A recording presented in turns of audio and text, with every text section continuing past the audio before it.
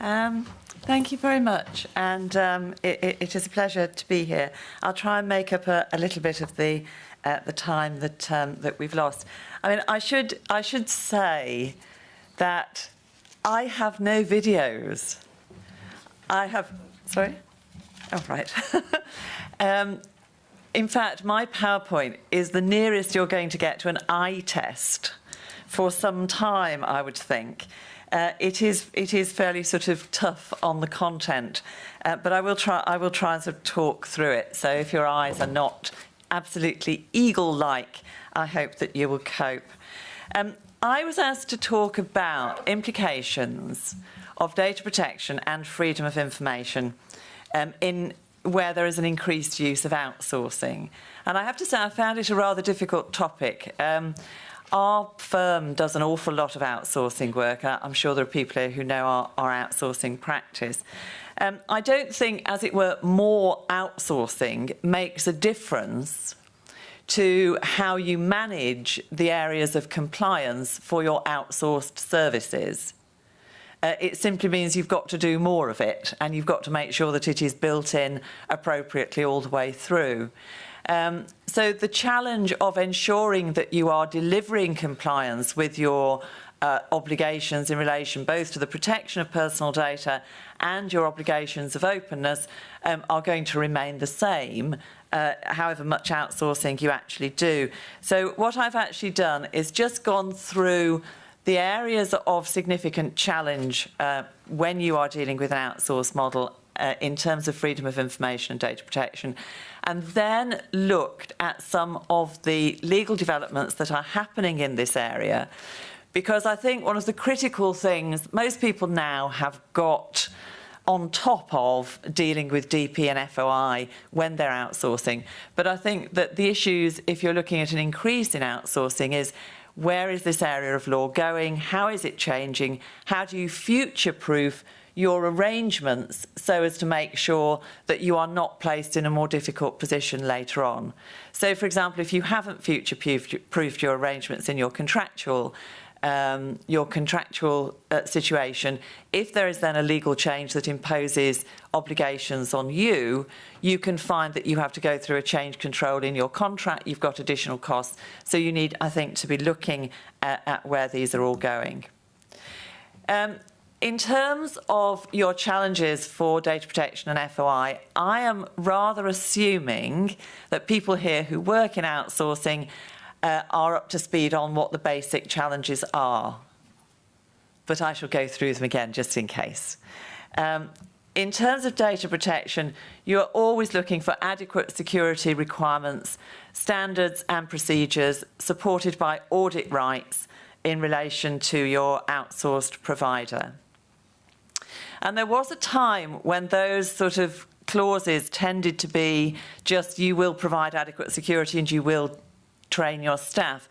But post HMRC and the huge push on security standards, those are now far improved, and you obviously have to look at those requirements. Appropriate overseas transfer control. Again, generally you get clauses that say you must not transfer overseas without consent, and quite tough clauses about how that consent will be given and when it will be given. My view is certainly that there should be no barrier to outsourcing overseas, subject to appropriate security and contractual mechanisms, but there are some departments that do still worry a great deal about it, and will actually say we don't want particular functions taken outside Europe. The control of sub-processors, and again, you do generally get good, strong clauses around those. When you get to freedom of information, there are generally rights to disclose, and those are fairly straightforward. But there is, next to that, a whole ongoing raft of things in outsourcing in dealing with freedom of information where you have shared services and group procurements, where you have a lead authority, where you have got half a dozen different authorities working together with one lead authority. There are question marks there about how those are handled, and I don't really think the public sector is yet quite up to speed on finding the right ways around that. And what we would generally say is you do need to look at drafting appropriate protocols and handling mechanisms for those, and ensuring that there is a working arrangement among the public authorities. The core issue is that you cannot delegate your obligations under freedom of information.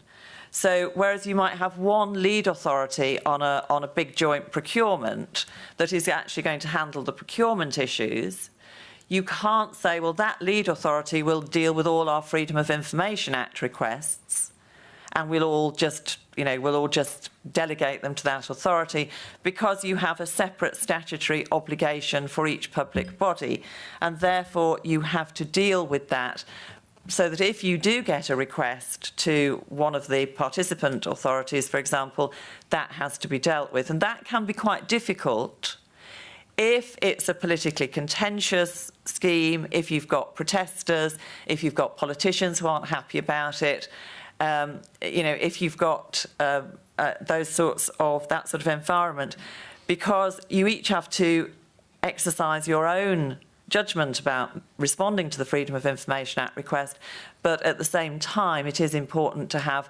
compatibility and comparability across the piece, and to consult with one another and to learn from one another and to share considerations of public interest. So there is quite a balance there between working together and ensuring that you are cooperating. Have there been any changes to these, and are there any major changes on the horizon, really, I think is the sensible thing to look at legally in this context. And what I've done is just flagged some of the, I told you it was an eye test, some of the points that came out of the Queen's speech in terms of these proposals. And I think these are just very strong, these are just very general statements that don't take us anywhere. One of the things I think it does suggest, although it's not an outsourcing issue, is that there will be some transfers of functions.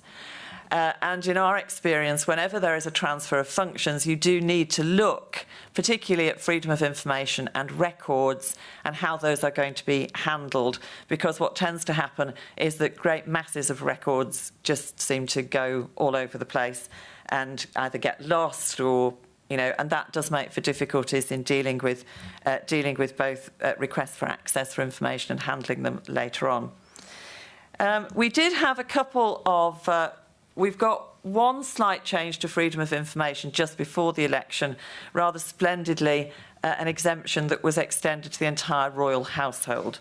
So if you want to keep your information, tenders or whatever, private, just CC them to Charles, and you will find yourself exempt. No, you won't, actually.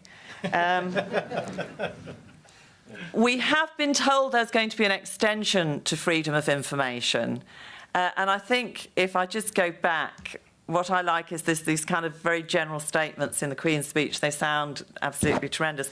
And then you come down to say, well, what's actually going to happen? There was a parliamentary question earlier in the month, and actually the answer was, well, we do intend to extend the scope of freedom of information, and we're considering how to do it.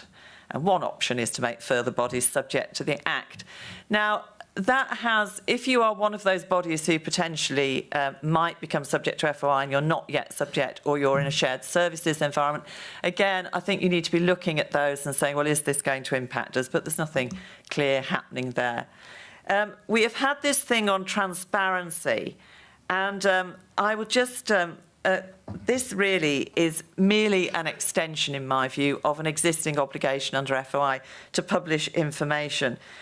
But I particularly like this first bit, which you can't read. It says, greater transparency across government is at the heart of our shared commitment to enable the public to hold politicians and public bodies to account, to reduce the deficit and deliver better value for money, to realise significant economic benefits. I have to say they're hanging a lot on transparency, in my view there. But there is an increased commitment to publish information. At the moment, it is soft-edged. And a letter has gone out to all local authorities encouraging them to publish all spending commitments over £500. That is going to be in a code of practice.